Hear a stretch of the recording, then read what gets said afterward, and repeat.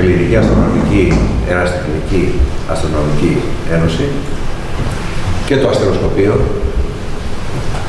για την πρόσκληση αυτή για να κάνουμε την ομιλία για τα ηλιακά ρολόγια. Λοιπόν, η ομιλία περιλαμβάνει τα εξής. Μία σύντομη εισαγωγή, διαφάνειες οι οποίες θα δούμε εδώ με τις διάφορες ιδιότητες των ηλιακών ορολογίων και διάφορους τύπους ηλιακών ορολογίων, τους οποίους έχω φτιάξει και είναι εγκαταστημένοι σε διάφορα μέρη. Και επίσης θα δούμε επί οργάνου κάποια πράγματα. Λοιπόν, για να μιλήσουμε για τα ηλιακά ρολόγια πρέπει πρώτα να πλέξουμε το εγκόμιο της σκιάς. Ο κυνηγός της σκιάς και η κινούμενη γεωμετρία. Η σκιά από ένα ραβδάκι ήταν το πρώτο εργαλείο για να πιάσει το μύτο ο άνθρωπος και να συνδέσει τη φύση με τον εαυτό του. Μετρώντας τη σκιά, άρχισε να γεωμετρεί και να γνωμοδοτεί. Οι Έλληνες ήταν γεωμέτρες, κυνηγοί της βεβαιότητας. Η σκιά έγινε η μητέρα της γεωμετρίας. Μετράει. Τι μετράει αφού γεωμετρεί? Χώρο? Όχι, χρόνο. Ή μάλλον και τα δύο. Η λέξη ώρα και η λέξη χώρα είναι αδερφάκια. Ένα γράμμα τις χωρίζει. Τώρα μην το δέσετε αυτό το πράγμα. Άλλη η σημαντική της τέχνης, αλλά έχει και αυτή την αξία της. Δεν υπάρχουν αρκούδες στον ουρανό. Το ρολόγιο μετράει αποστάσεις, διαστήματα, μετακίνηση χώρου. Γιατί ο κόσμος στον οποίο ζούμε, κατοικούμε, η γη, κινείται μέσα στον χώρο. Χρόνο ονομάζουμε αυτή τη μετακίνηση. Το ηλιακό ρολόι είναι ένα τοπικό όργανο. Έχει τις δικές του συντεταγμένες. Δίνει πληροφορίες για τον τόπο που είναι εγκατεστημένο. Έχει τις δικές του μοίρες, όπως και κάθε τόπος έχει τη δική του μοίρα. Με το όργανο αυτό βλέπουμε τη θέση της γης στην τροχιά της γύρω από τον ήλιο. Έτσι μπορούμε να δούμε τις εποχές, τις τροπές, τα ηλιοστάσια δηλαδή, και τις ησημερίες. Ο παρατηρητής ενός ηλιακού ορολογίου δεν μπορεί να μην διαισθανθεί ότι το πέρασμα της ήσυχης σκιάς του γνώμονα από την πλάκα των ωρών, που στιγμιαία χωρίζει το χώρο της ορολογόπλακας σε παρελθόν και σε μέλλον, είναι μια απόδειξη της αέναης κίνησης του σύμπαντος.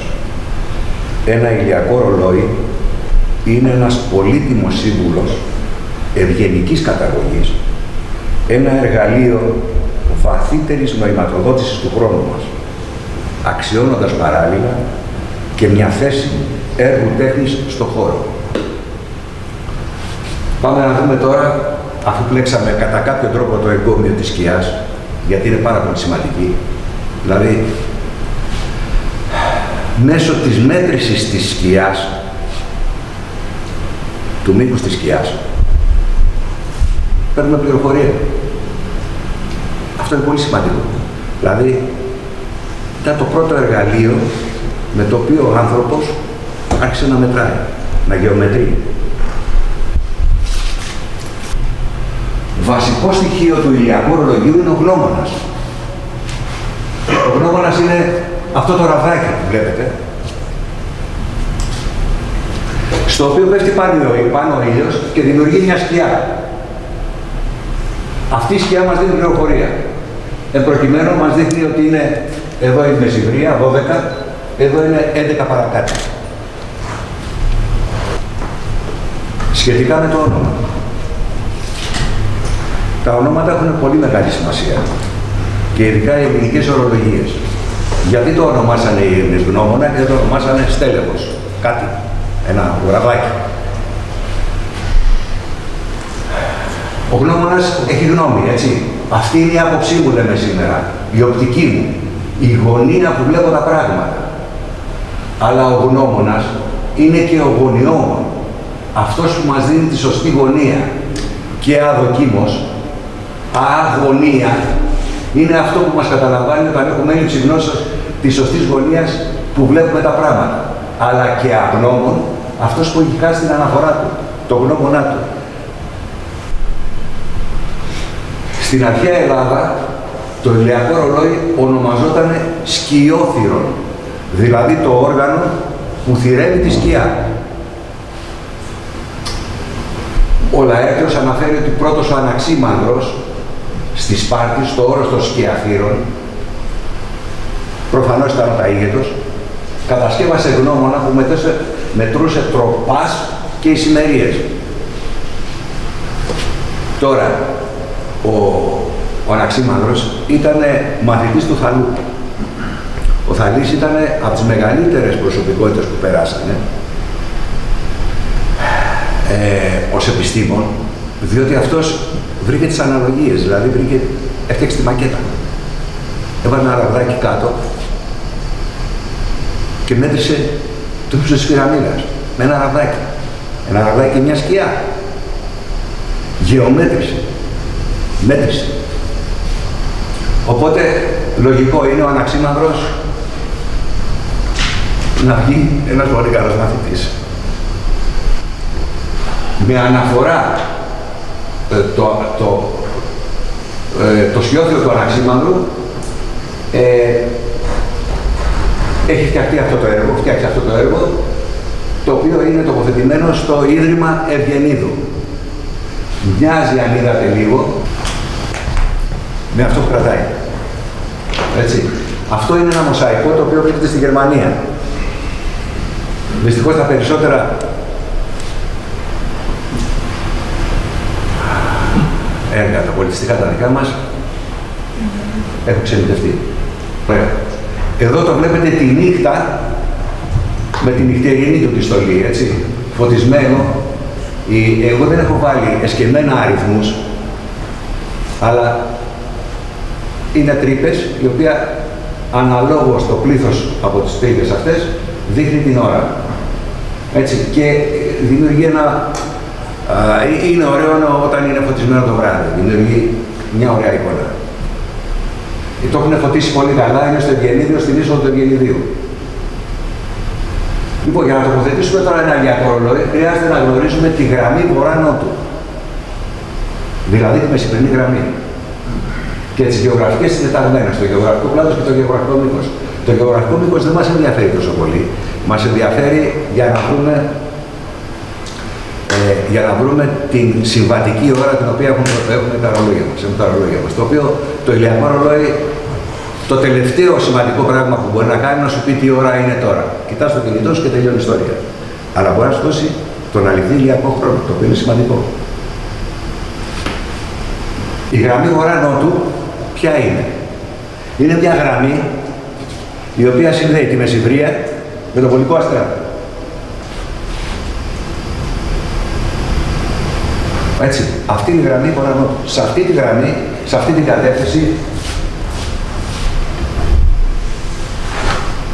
αυτό πρέπει να είναι εκεί. Εκεί δεν αγοράς... Λοιπόν,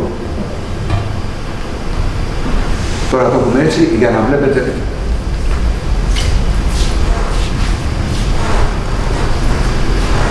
Πρέπει να βρούμε το γεωγραφικό πλάτος. Εδώ στο σπιτάκι έχουμε στήσει το ηλιακό μας το ρολόι και ο γνώμονας που είπαμε στην αρχή πρέπει να είναι στραμμένος σε συγκεκριμένες μοίρες. Οι μοίρες εδώ, στην Ακρόπολη, ας πούμε, είναι 37,58. Εμείς είμαστε εκεί, γύρω στο 38 μοίρες. Έτσι. Οπότε, αυτή η γωνία που βλέπετε εδώ, αυτή η γωνία, θα πρέπει να είναι 38 μοίρες. Αυτό εδώ. Για να το γνωμοδοτήσουμε σωστά. Τι μπορεί να μας δείξει ένα ηλιακό ρολόι? Το λέμε ηλιακό ρολόι. Η λέξη ηλιακό ρολόι, όπως τα περισσότερα πράγματα που λέμε σήμερα, μεταφράσεις κάνουμε από ξένες γλώσσες. στην Ελλάδα ονομαζόταν σκιόθυρο, ή ηλιοτρόπιο, ή ηλιοσκοπείο, ή γνώμο. Είχαμε δικές μας λέξεις. Σήμερα δεν μπορούμε να το κατανοήσουμε γιατί δεν έχουμε εξοικειωθεί με ηλιακό ρολόι, θα το λέμε τώρα, τέλος πάντων, δεν έχουμε εξοικειωθεί με αυτές τις έννοιες. Τι θα μας δείξει λοιπόν ένα ηλιακό ρολόι? Το βάλαμε, το στήσαμε. Το πρώτο πράγμα που θα μας δείξει και το οποίο είναι βασικό, ας πούμε ότι το έχουμε στήσει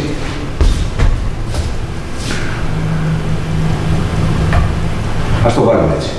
Οκ. Εδώ. Κοιτάει στο βορρά. Το πρώτο πράγμα που θα μας δείξει είναι την Άρτο.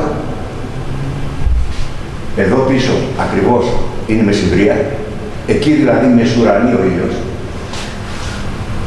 Δεξιά μας κάθετα θα δούμε την ισημερινή ανατολή του ηλίου και αριστερά μας την ισημερινή δύση.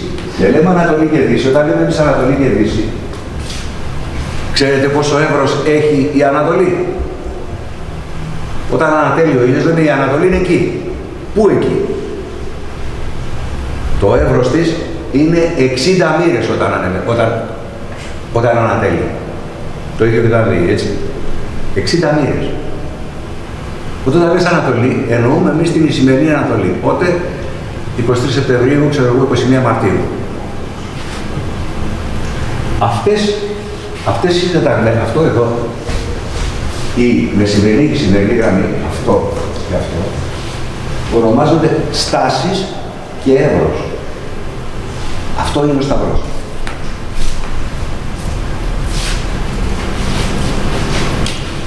Εδώ, αν συνδυαστεί ένα ηλιακό ρολόι με ένα ανεμολόγιο ελληνικό 12 κυρίων ανέμων και όχι 8, όταν το έχουμε κάτω, βλέπετε εδώ την σημερινή γραμμή και τη μεσημβρινή γραμμή. Η μεσημβρινή γραμμή είναι αυτή εδώ και η σημερινή γραμμή είναι κάθε εδώ.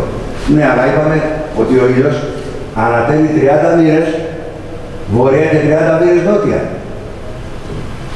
Τώρα ο ήλιος έχει φτάσει από τις 30 μοίρες, έχει αρχίσει και κατεβαίνει. Δηλαδή, ο ήλιος αυτή τη στιγμή έφτασε στο ψηλότερο του σημείο στις 21 Ιουνίου, στο πιο βόρειο κομμάτι, δηλαδή όπως καθόμαστε, θα τον δούμε βόρεια, μέχρι ένα σημείο, σε ένα βουναλάκι κάπου. Οκ, το είδαμε εκεί. Δεν υπάρχει περίπτωση να πάει παραπάνω. Τέλος. Πάει μέχρι εκεί και σταματάει. Και μετά αρχίζει την πορεία του. Φτάνει στην ισημερινή γραμμή και κατεβαίνει νότια και το χειμώνα θα κατέβει στο χαμηλότερο σημείο. Και μετά θα αρχίσει πάλι να ανεβαίνει πάνω. Αυτά μπορούμε να τα μετρήσουμε. Και με το ηλιακό ρολόι αυτό, τον αλεκτρίωνα, μπορούμε να τα μετρήσουμε επακριβώς. Τις μοίρες δηλαδή. Αν συνοδεύεται, το κάθε ηλιακό ρολόι συνοδεύεται και από κάποια, έχει κάποιους πίνακες. Πρέπει να συνοδέψεις, συνοδεύεται κάποιους πίνακες. Λοιπόν, το ηλιακό ρολόι μας δείχνει τον αληθή ηλιακό χρόνο του τόπου. Δηλαδή, όταν μεσουρανεί ο ήλιος, η σκιά του γνώμονα συμπίπτει με τη μεσημερινή γραμμή. Και το ρολόι μας δείχνει 12, το ηλιακό ρολόι μας. Σήμερα που μιλάμε, όταν αν είχαμε τοποθετημένο ένα ρολόι εδώ, 9 Ιουλίου, το ρολόι μας θα έδειχνε στις 12, 1 και 31. Και λες, μα πώς γίνεται? Ναι, η ώρα του ρολόγιου είναι μια σύμβαση. Δεν έχει να κάνει με φυσική λειτουργία. Εμείς οι ίδιοι λέμε να το βάλουμε μια ώρα μπροστά την ώρα. Να τα αφήσω ή να το πάω μια μισή. Αυθαίρετα. Έτσι.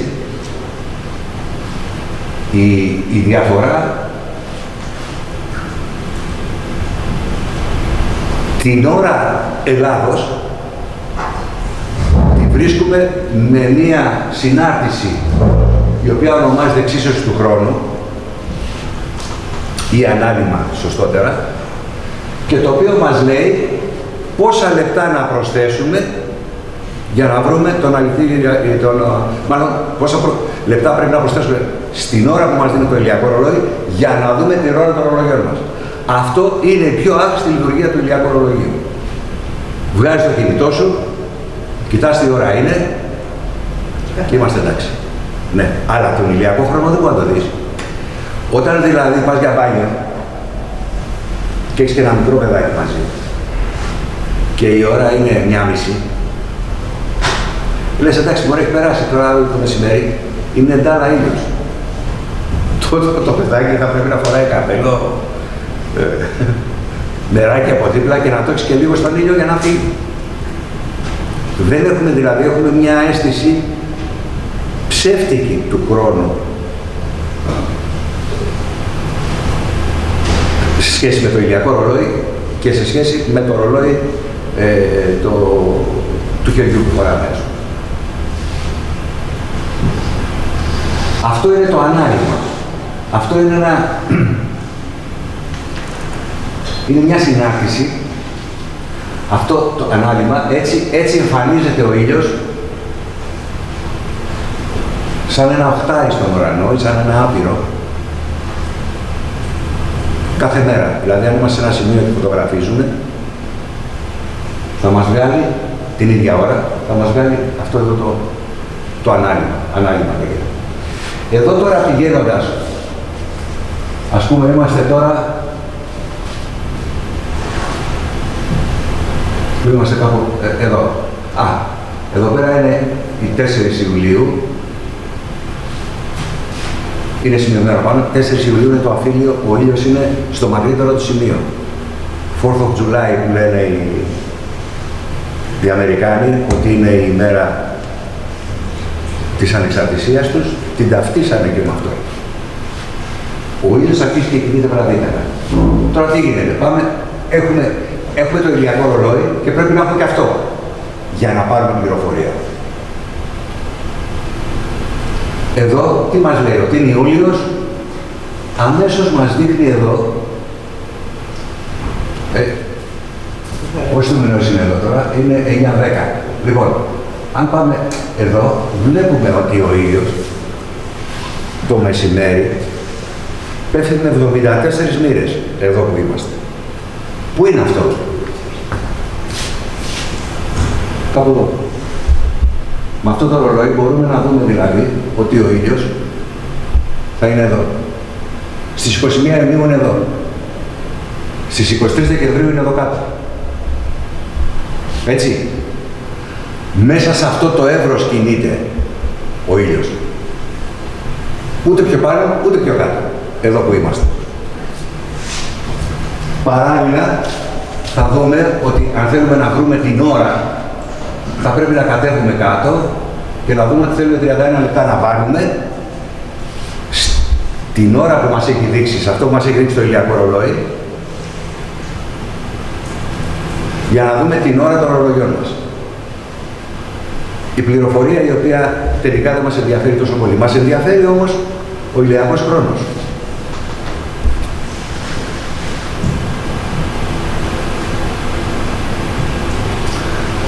Τι άλλο μπορούμε να δούμε? Ένα ηλιακό ρολόι μας δείχνει τις εποχές.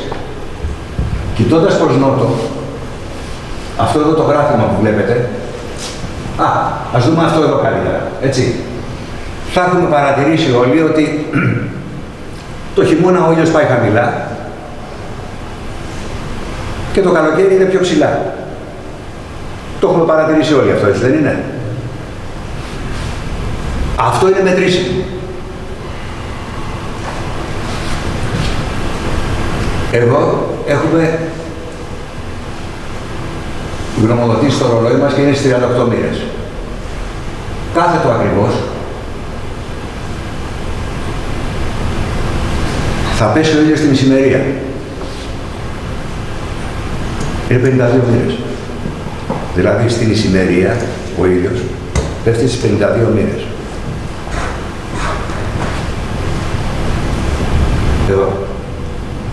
Και μετά Προστίθεται, για να φτάσει στο ψηλότερο του σημείο, προστίθεται άλλες 23,27 μοίρες. 23,27 ποιο είναι?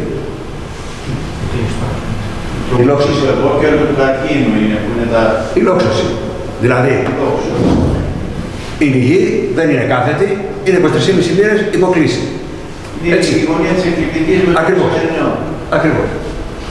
Λοιπόν, αυτά εδώ λοιπόν μετριούνται.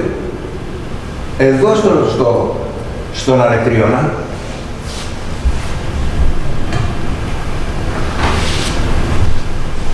θα μας δείξει αυτό το εύρος που είπαμε πριν, ότι ο ήλιος θα κινηθεί από εδώ μέχρι εδώ. Δεν θα το δούμε ποτέ εδώ, δεν θα το δούμε ποτέ εκεί. Μέσα σε αυτό το εύρος θα κινηθεί. Οπότε μπορούμε να δούμε τις εποχές. Βλέποντας δηλαδή το μεσημέρι, τον ήλιο, πού θα χτυπήσει, σε ποιο μέρος θα χτυπήσει εδώ πέρα, μπορούμε να δούμε την εποχή. Να επιβεβαιώσουμε την εποχή. Τις εποχές πια μπορούμε να τις δούμε. Τις ξέρουμε. Εδώ είναι μια παράσταση, ας πούμε, το πώς πέφτει ο ήλιος σε ένα σπίτι που έχουμε, έτσι. Άρα, τι θα μας ωφελήσει αυτό το πράγμα, αν γνωρίζουμε αυτή την πληροφορία. Αν έχουμε ένα σπίτι εδώ πέρα, βλέπουμε ότι ο ήλιος πέφτει κατακόρυφα. Κατακόρυφα. Στις 21 Ιουνίου πέφτει με 78 μοίρες. Εδώ.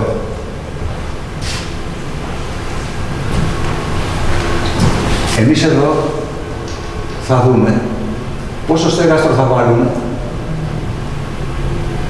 για να μας καλύψει, να βάλουμε 2 καρέκλες εδώ πέρα, να κάτσουμε. Όσο πηγαίνουμε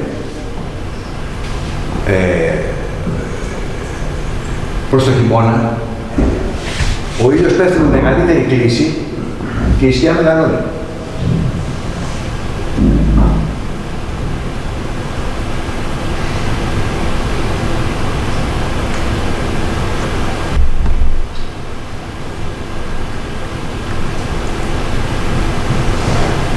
Τώρα,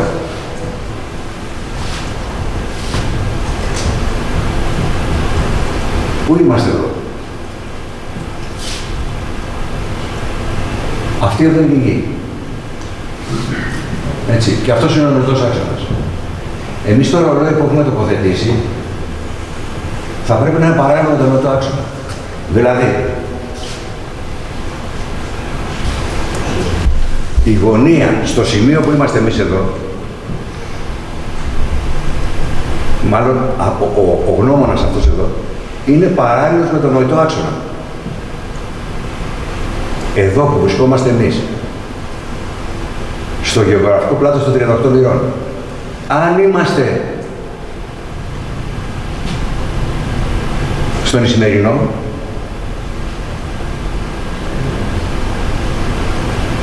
θα βλέπαμε το βολικό αστέρα εκεί κάτω. Αν είμαστε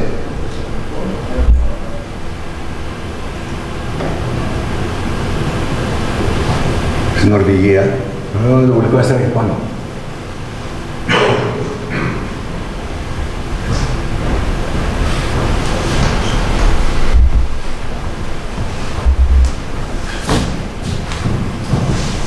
Θα κάνουμε και διευκρινιστικές ερωτήσεις, παιδιά, γιατί νομίζω ότι είναι πυκνό. Και... Λοιπόν, πάμε στον αλεκτρίωνα. Ο αλεκτρίωνας τώρα είναι ένα εκπαιδευτικό όργανο, αυτό εδώ προκειμένου, το οποίο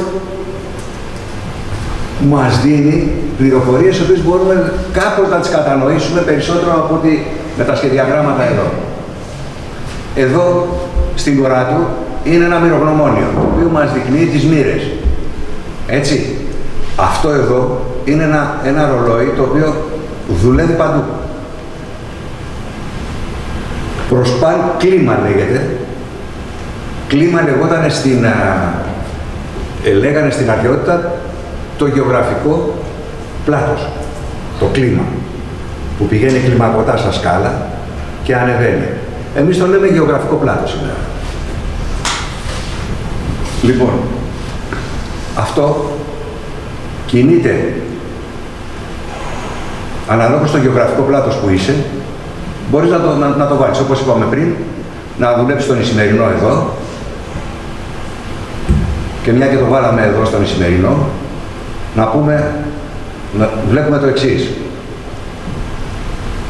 Τι βλέπουμε, ότι στην Ισημερία ο ήλιος πέφτει 90 μοίρες, κάθετα. Και μετά τι κάνει? Πάει 23,5 μοίρες βόρεια και 23,5 μοίρες νότια. Δηλαδή έχουν μία βομβαρδισμό ηλιακών ακτίνων. Όσο ανεβαίνεις πιο πάνω,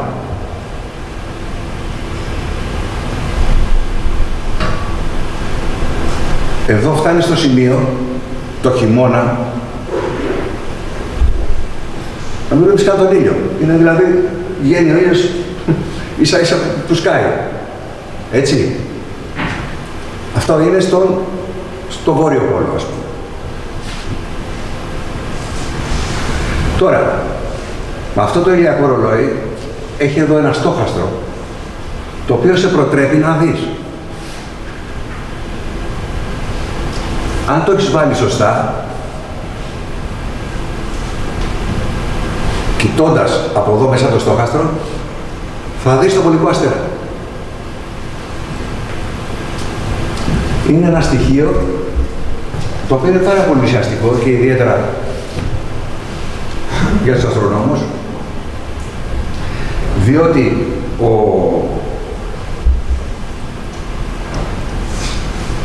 πολικός αστέρας είναι το σταθερό σημείο στον ουρανό. Αν έχεις αυτό εκεί, μπορείς να ανέβεις και να κάνεις ουρανοσκοψία. Έχεις ένα σταθερό σημείο, το οποίο δεν κινείται.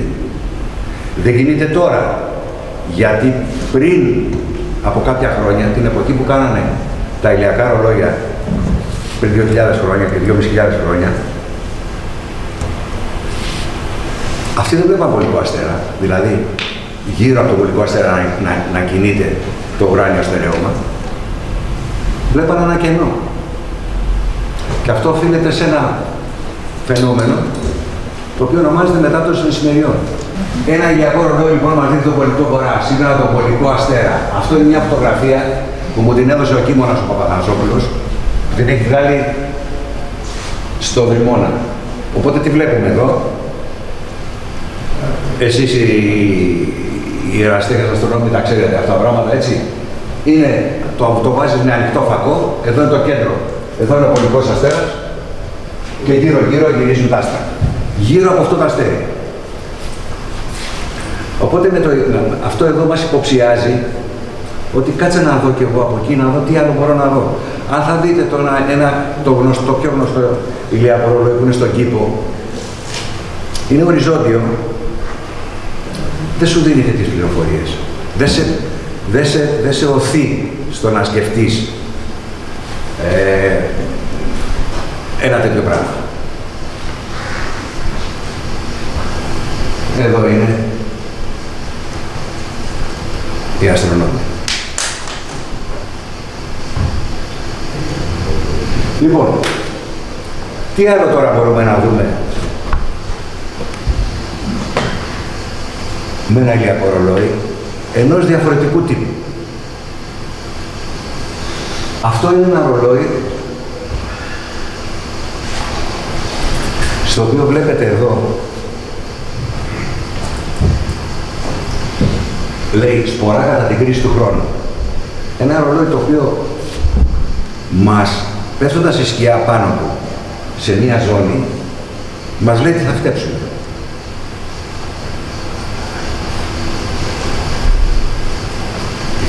Είναι πολικό, με σημειακό γνώμονα. Αυτός εδώ είναι ο γνώμονας. Έτσι, ένα ραβδάκι. Αλλά αυτό στη μύτη του δείχνει την ώρα και στη μύτη του δείχνει την εποχή. Ακριβώς στη μύτη. Δηλαδή δεν παίρνουμε βάση αυτό, παίρνουμε βάση αυτό. Εδώ δηλαδή η ώρα είναι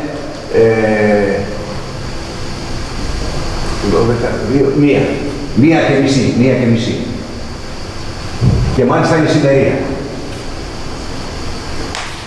Πέφτει δηλαδή, μας το λέει αυτό. Το ρολόι αυτό μας το λέει, η σημερία. Η φθινοπορεινή, η εαρινή.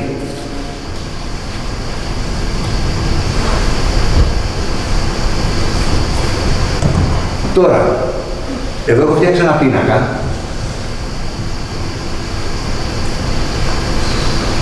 στο οποίο περιλαμβάνει το ανάλυμα που είδαμε πριν για τον τόπο που είναι εδώ και αναλόγως πού θα πέσει, τώρα αυτό πρέπει να το ξαναγυρίσω, αναλόγως σε ποιο σημείο, σε ποιο χρώμα θα πέσει η σκιά, μας δίνει ταυτόχρονα και το ζώδιο και την ημερομηνία, αλλά και το τι θα φυτέψουμε. Δηλαδή, εδώ φέρνουμε τις εξής πληροφορίες. Ας πούμε ότι είμαστε στην Παρθένα, εδώ. Έτσι, τι μας λέει? Φεύγουμε από εδώ, πάμε εδώ κάτω και βλέπουμε ότι η Παρθένος στον τόπο μας θα κινηθεί μεταξύ 52 και 64 μοιρών. Ο ίδιος. Ένα το κρατούμε. Το δεύτερο είναι ότι μας δίνει το ζώδιο, το οποίο διαρκεί από τις 21 Αυγούστου 20 Σεπτεμβρίου. Και παράλληλα μας λέει τι θα φυτέψουμε.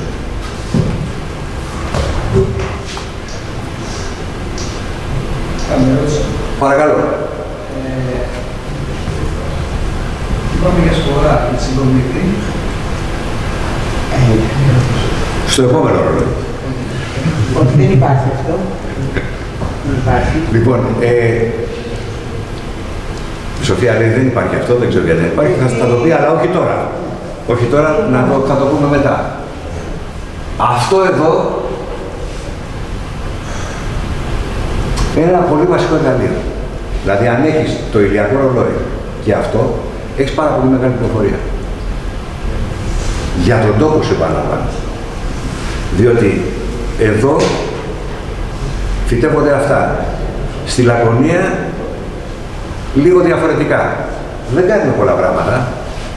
Αφαιρούμε και προσθέτουμε κάτι στον πίνακα. Κάπου θα φυτέψουμε.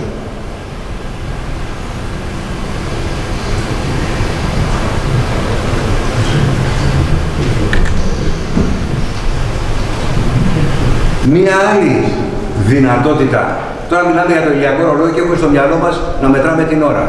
Μέχρι εδώ είδαμε τον ανεκτρίωνα που μας προτρέπει να δούμε διάφορα πράγματα και να το δούμε και σαν ένα εκπαιδευτικό εργαλείο.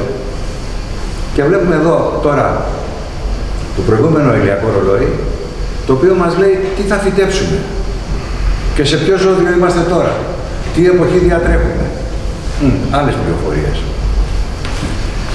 Εδώ τώρα είναι ένα άλλο ρολόι το οποίο έχω κάνει και το οποίο είναι τοποθετημένο στο Ασκληπείο της Αρχαίας Μεσίνης.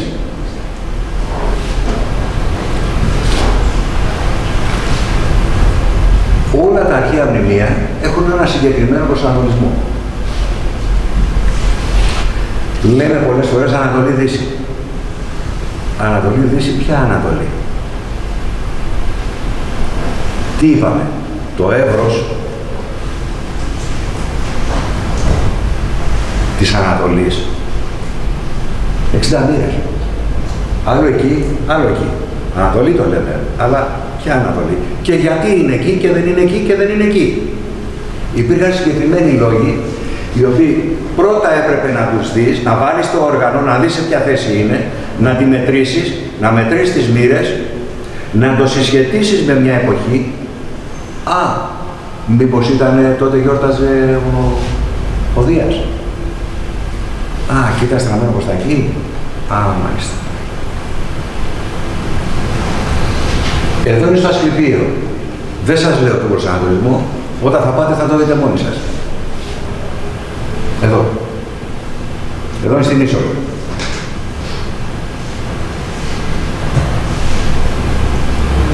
Η αναφορά τώρα για να πει ένα σύγχρονο έργο μέσα σε ένα αρχαιολογικό χώρο δεν είναι τόσο εύκολο.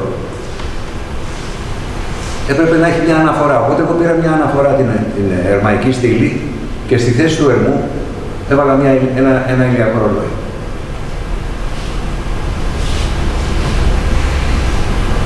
Θυμόσαστε δεν είναι ερμαϊκές στήλες, έτσι.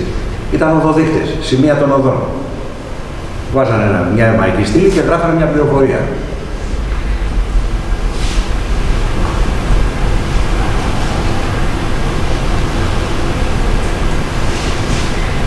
Εδώ είναι τον κύριο Θέμελη. Δεν ξέρω πώς έχετε πάει στην αρχαία Μεσίνη.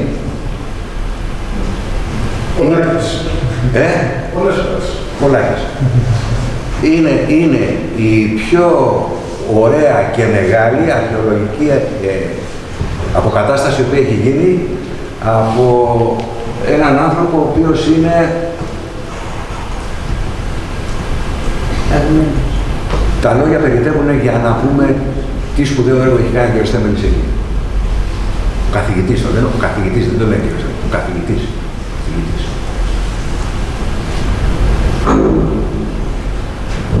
Λοιπόν, τι μπορούμε να κάνουμε ένα ηλιακό ρολόι? Να προσανατολιστούμε. Να δούμε τον αληθή ηλιακό χρόνο του τόπου. Να δούμε την ώρα του ρολογιού μας. Να δούμε τις τροπές, τα ηλιοστάσια και τις ημερίες. Τροπές λέγονται γιατί ανεβαίνει ο ήλιος μέχρι ένα σημείο και μετά τρέπεται. Εκεί λέμε ο τροπικός του καρκίνου και ο τροπικός του αιγόκερου. Έτσι, τις ξέρετε αυτές τις έννοιες. Να βρούμε ποια είναι η βέλτιστη χωροθέτηση του σπιτιού μας. Δεν υπήρχε περίπτωση να γίνει καμία πόλη, και σήμερα ισχύει αυτό το πράγμα, αλλά οι πόλεις τώρα γίνονται με άλλα δεδομένα, με άλλες παραμέτρους,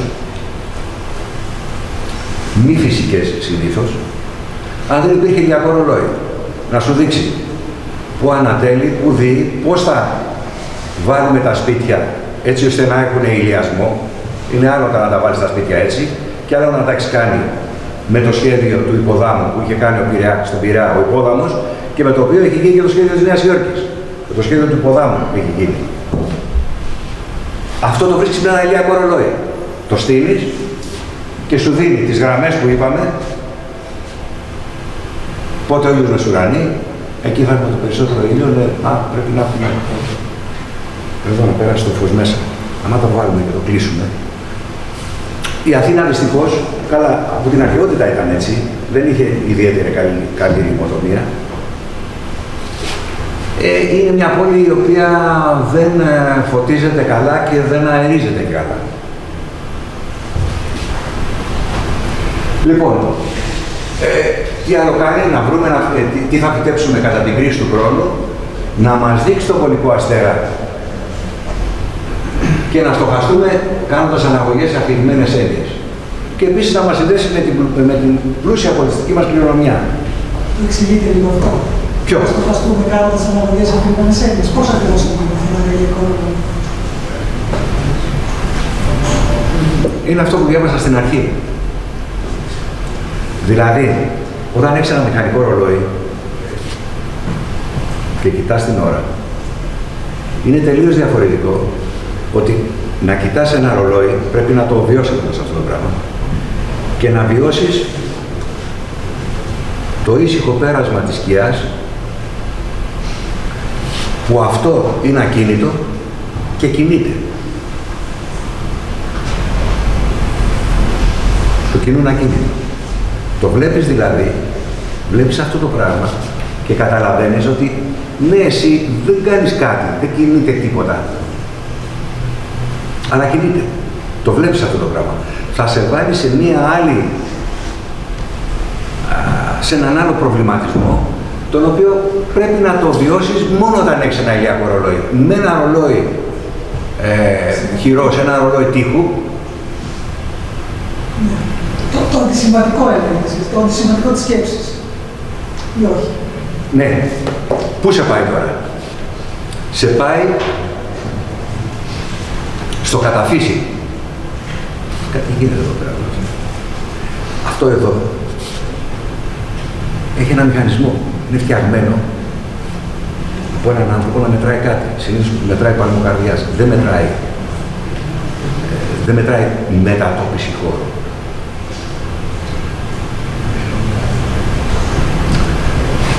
Έχω ένα ρολόι εδώ, το οποίο μπορεί να μας δείξει πώς μπορεί να προβληματιστείς πάνω σε αυτό. Λοιπόν. Συγγνώμη, ενδεχομένως να κατανοήσεις την υπόστασή σου μέσα στο χώρο χρόνο.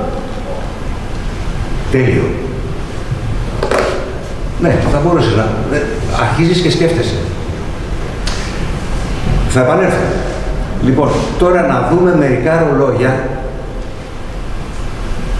τα οποία ήδη έχουν κατασκευαστεί και τις ιδιαιτερότητες που έχουν. Ήδη είδαμε αυτό το σπορολόγιο που μας δίνει τι θα φυτέψουμε.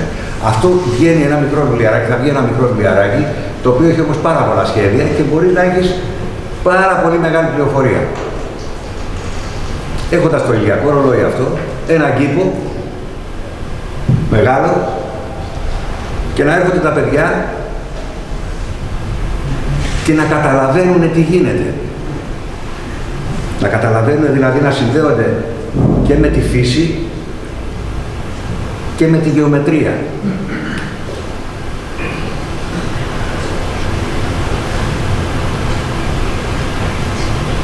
Δεν θα το βρω ποτέ, παιδιά.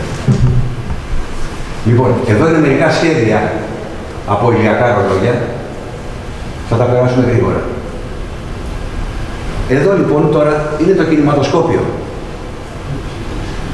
Θέλω να πω ότι κάθε ρολόι έχει ένα ιδιαίτερο όνομα, όπως ο αλεκτρίωνας. Το όνομα είναι το σημαντικότερο από όλα.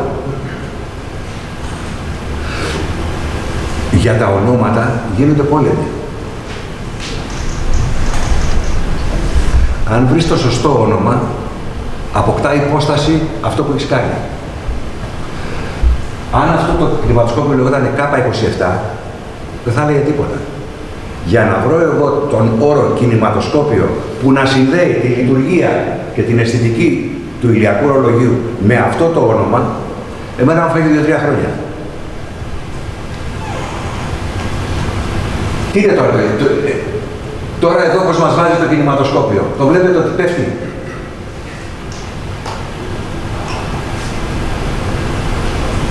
Προβάλλονται εδώ πέρα, σαν μια ταινία, οι ώρες.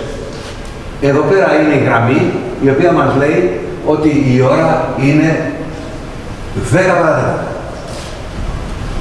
Η ώρα είναι 10 παρατέταρτο.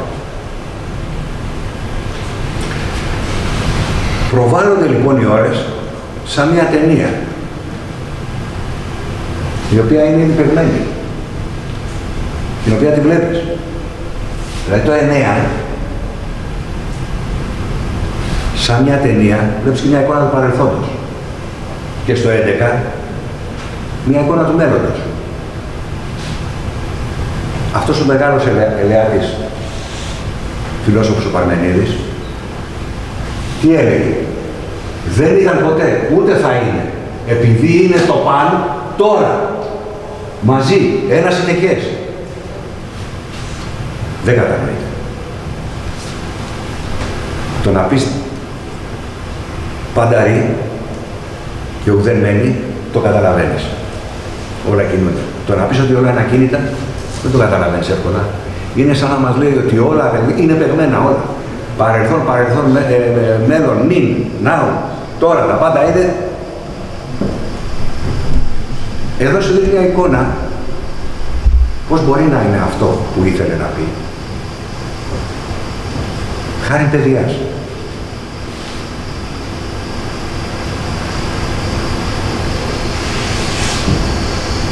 Πώς το βλέπουμε αυτό? Εδώ έχουμε μια σελίδα λευκή.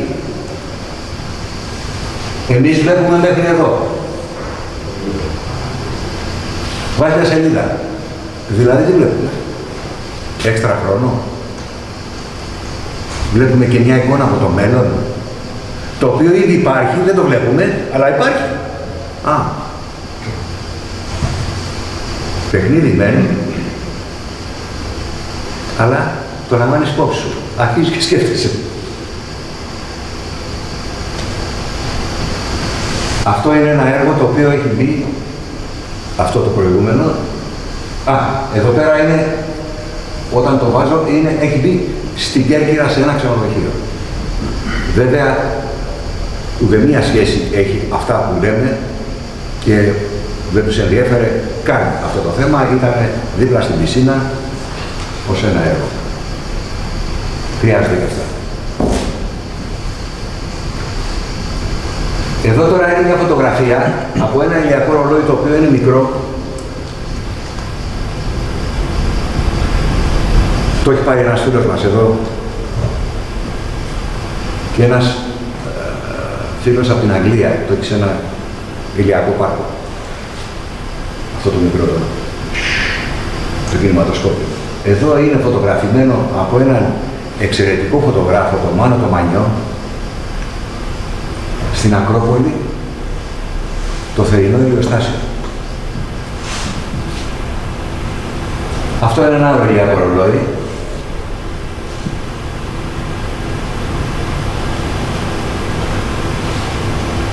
Δεν έχει να μας δείξει πολλά απέντηση εκτός από την αισθητική του.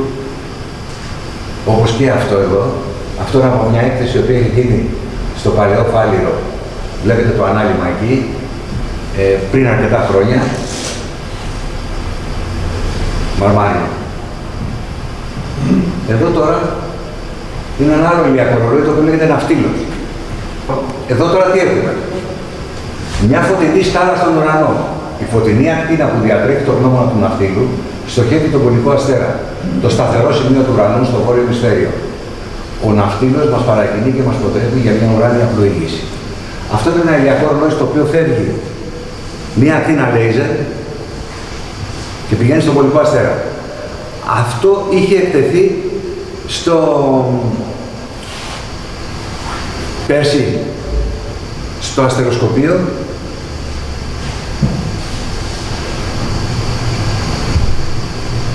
Εδώ, στο αστεροσκοπείο.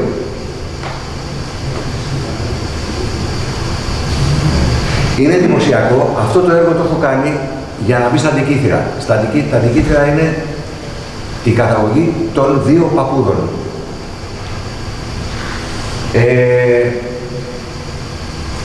Έχει φτιαχτεί, η μακέτα είναι να γίνει το μεγάλο.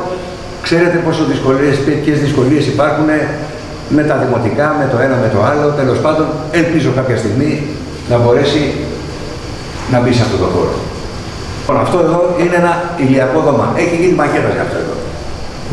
Αυτό όλο είναι ένα μικρό αστεροσκοπείο, το οποίο αποτελείται από 3 δωδεκάδες ομοειδών σχημάτων, τραπεζίων. 3 δωδεκάδες ομοειδών τραπεζίων. Είναι 12 ευρώ.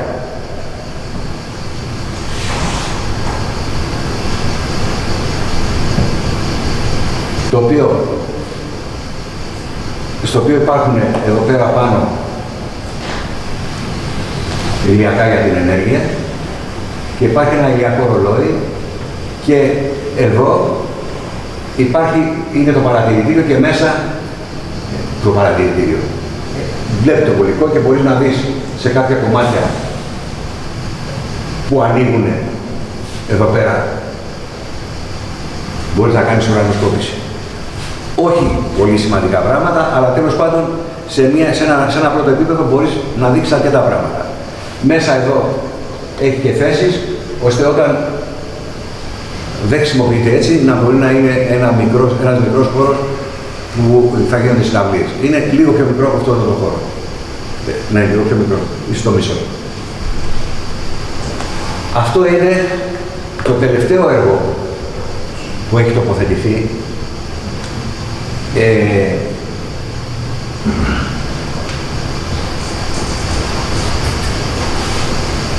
Και ονομάζεται Περικτιόνη.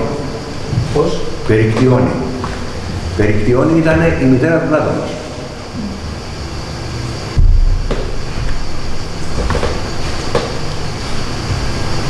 Εδώ το βλέπετε σαν μια γυναικεία χορευτική φιγούρα,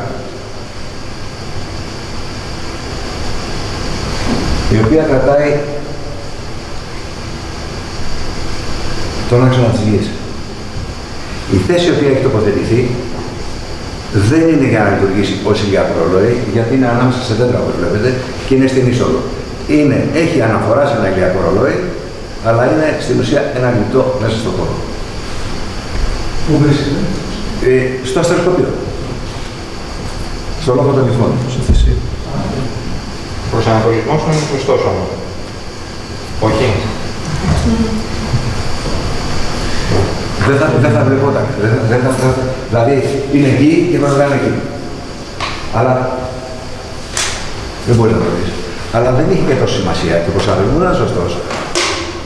Επί της ουσίας τώρα είναι, ας πούμε, ότι μπαίνεις μέσα και σου δείχνουν το βιογραφικό πλάτος.